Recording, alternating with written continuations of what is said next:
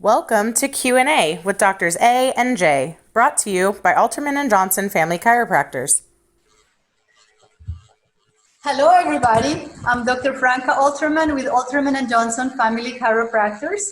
And in today's episode of Q&A with Doctors A and J, it's Heather Palmer. Hello, Heather.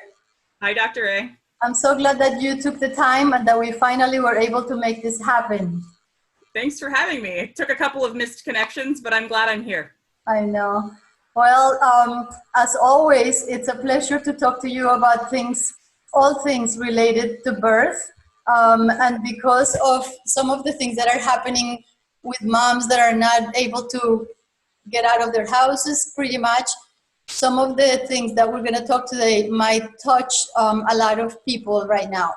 So first of all, I'm going to introduce you and talk a little bit about your background. You have been a birth doula for 20 years or so, and you have been so passionate about all things birth that you decided to become a midwife, and now you are a student midwife and doing a lot of your practice stuff at Fruitful Vine right here in Jacksonville.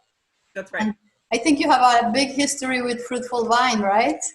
Yeah, I had my first baby with them in 2004, and I've known Sharon for a very long time, and all of my babies were born out of hospital, so it's kind of like coming home in a lot of ways. It's been really lovely to come into that place of mentorship with Sharon and the other midwives at Fruitful Vine, and I'm really looking forward to continuing to serve the community in that way.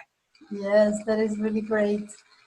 Also, one more thing that I forgot to say about Heather is that she is a fertility care practitioner, and she has been teaching people about natural family planning for many, many years as well. So it just all fits in with all things birth, as I said earlier. And today we are going to start our conversation about one of the most common things that can happen in pregnancy, and that happens very, very often, more often than we would like it to happen. And it's called SPD, or Symphysis Pubis Dysfunction. So Heather, I'm going to let you just, for those of us who are not completely aware of what this means or what it does or how it shows up, why don't you give us a little bit of information about that? Sure. So symphysis pubis dysfunction is something that we see happen, typically in bigger moms, typically in moms that have had multiple babies before. But I'll tell you, I'm seeing a lot more moms complaining about discomfort in that area of the pubic symphysis than ever before. And I think that has to do with a lot of the inactivity that people are experiencing right now due to social distancing and staying safe at home. So what happens in pregnancy is the pelvis becomes more mobile than it's ever become before. You have four movable joints in the pelvis. You have the one in the front, in the middle, between the two front wings of the pelvis, what we call the pubic symphysis. And then you have the joints at the back between the sides of the pelvis and the sacrum, what we call the sacroiliac joints. And then we have one there at the bottom between the sacrum and the coccyx. So anyway, SPD occurs in that front joint, where the cartilage becomes more mobile in pregnancy due to changes in the tissue, taking on more fluid and more becoming, more hydrated, I guess, than it ever has before. And then also due to the hormones influencing those joints, the relaxin in particular makes those joints more flexible. And that's really great for birth because it allows the baby to come out. It's not so great for the pelvis before birth because it allows that joint to twist in a way that it never has before.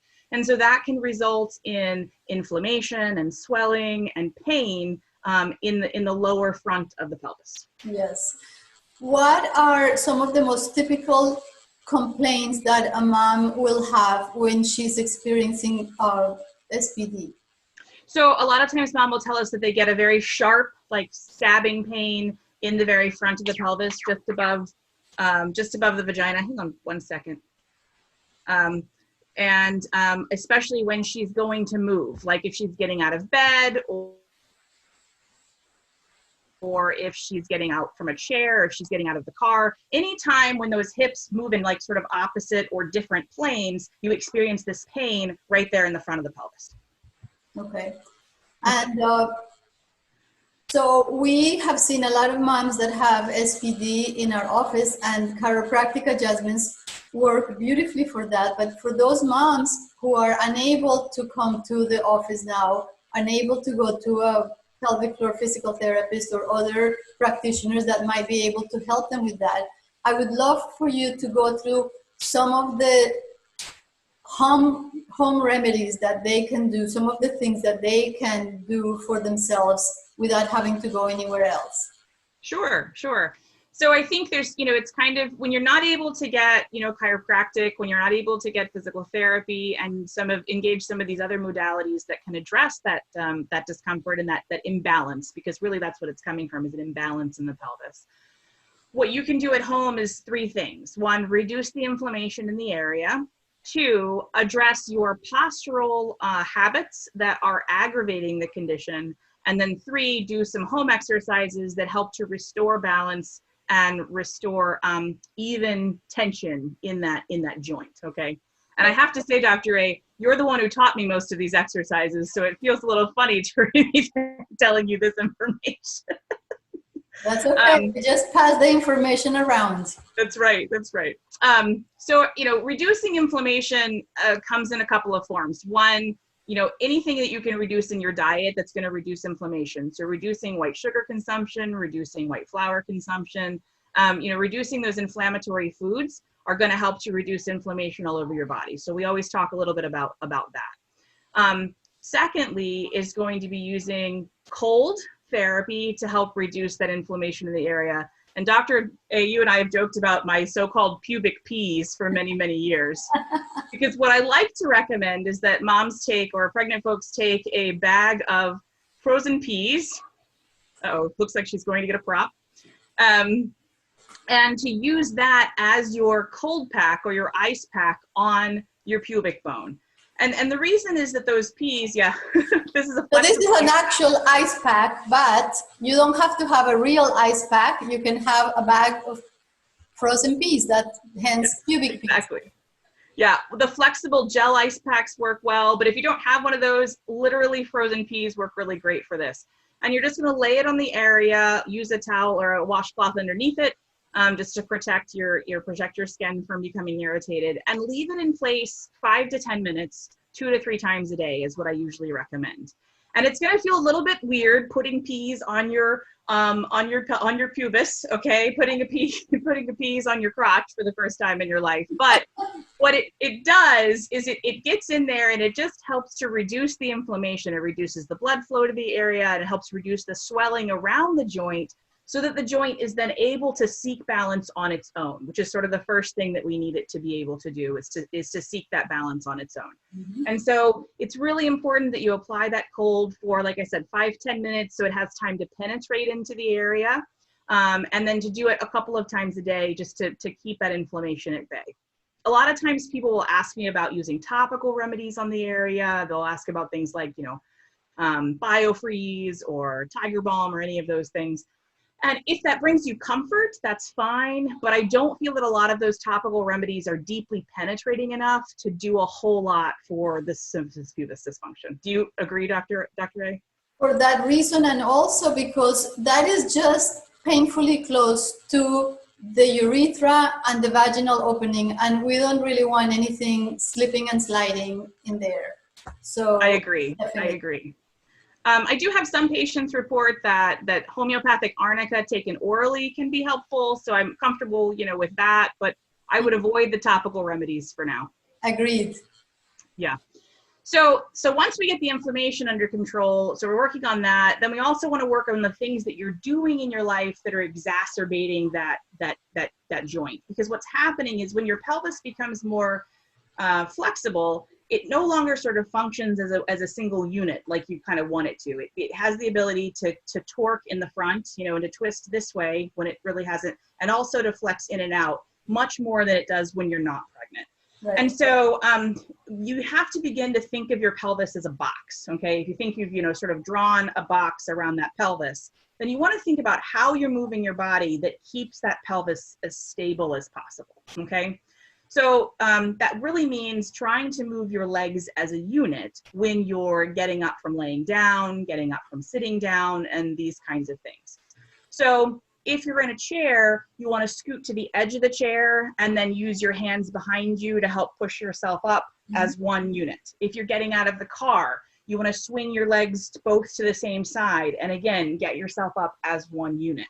If you're getting out of the tub, okay, it's always a challenging one for some folks. If you're getting out of the tub, you know, to get to the shower, you want to kind of like hold your knees together and like swing one leg over and then the other leg over, so you're not taking a big step that causes that pelvis to move more on one side or on the other. And then getting out of bed is always the biggest one for folks. And, you know, I don't know if Dr. A remembers, but I struggled terribly with symphysis pubis dysfunction in a couple of my pregnancies, which Dr. A miraculously helped with. I will tell her that. But getting out of the bed was one of my most difficult challenges. And so what I really found was flipping onto hands and knees and sort of backing myself out of the bed like, you know, a bug almost. Yeah. That you can get both legs down onto the floor together was really helpful. And then kind of stay in that leaned over posture for a moment to let everything settle and then rise up all the way. It just really comes down to being slower and more intentional in all of your movements and envisioning that pelvis as a box so it kind of stays, you know, in that same plane together. So reduce the inflammation, address your postural issues, and then finally the exercises that you can do to address it. And these are really a lot of the same things that we talk about generally in pregnancy.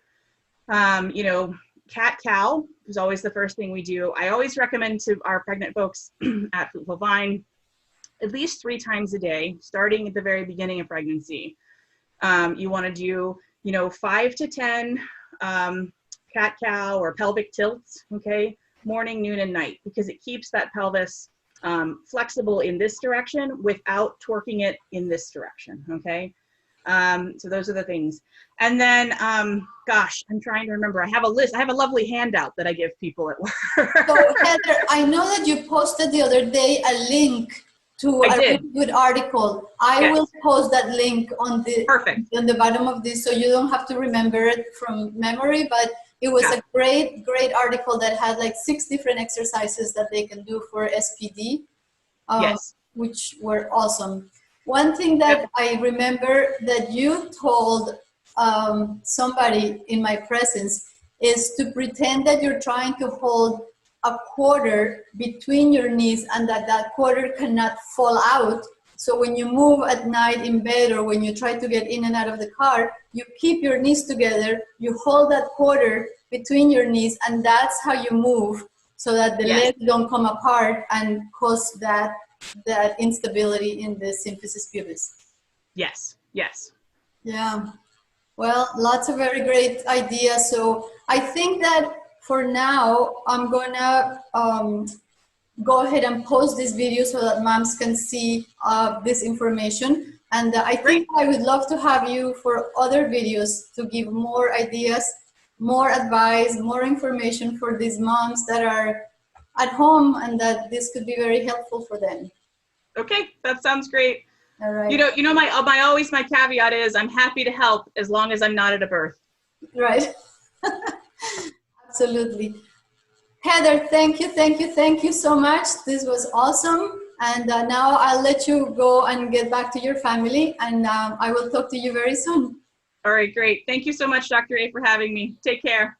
Bye-bye. Bye-bye.